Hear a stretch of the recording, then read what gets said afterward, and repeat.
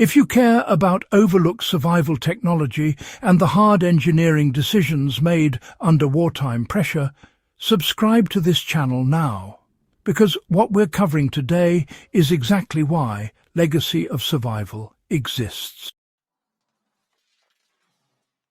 This is not trivia.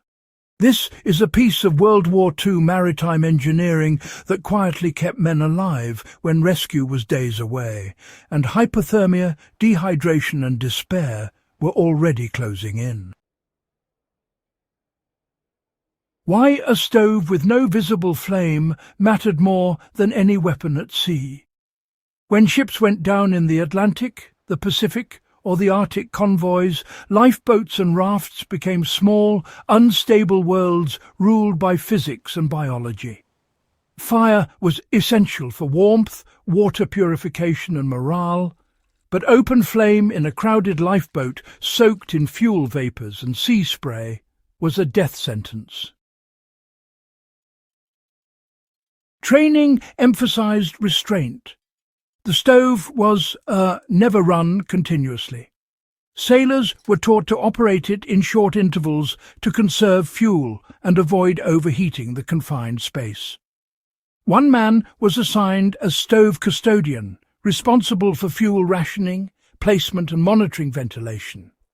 In practical terms, they were instructed to position the stove low and centered to avoid destabilizing the boat, shield it from direct splashes, and never attempt to dry clothing directly on it. This discipline mattered. The stove was a tool, not a comfort item, and misuse could compromise the entire lifeboat. This is where the historical value becomes practical. The World War II lifeboat stove demonstrates that visible flame is not always desirable in survival scenarios. In enclosed or unstable environments, low-temperature radiant heat is safer and more efficient. Modern survivalists can apply this principle when choosing catalytic heaters for tents, vehicles, or emergency shelters. The lesson is not to copy the equipment directly, but to understand the engineering priority. Controlled heat output, minimal ignition risk, and fuel efficiency over raw power. Another lesson is psychological. Giving people a task that produces tangible benefit, even modest warmth, improves decision-making and morale. In survival planning today, assigning roles and maintaining routine remains just as important as gear selection. Unlike weapons or vehicles, survival equipment rarely gets credit in historical narratives. The lifeboat stove didn't win battles, but it extended the window of survival. In cold waters, that window could mean the difference between rescue and burial at sea. Post-war analysis of ship sinkings showed that crews with properly equipped lifeboats had significantly higher survival rates, especially in cold climates. Heat, not food, was often the limiting factor.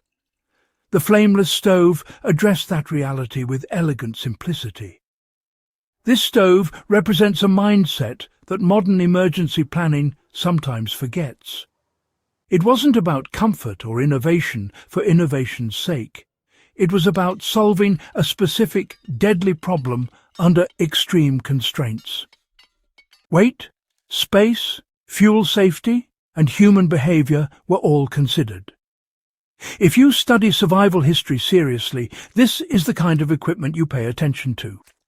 Quiet, unglamorous, and relentlessly practical. If you want more deep dives like this into real survival technology that shaped history, subscribe to Legacy of Survival, share this video with fellow historians and survivalists, and keep this knowledge alive. These tools mattered once, and the principles behind them still do.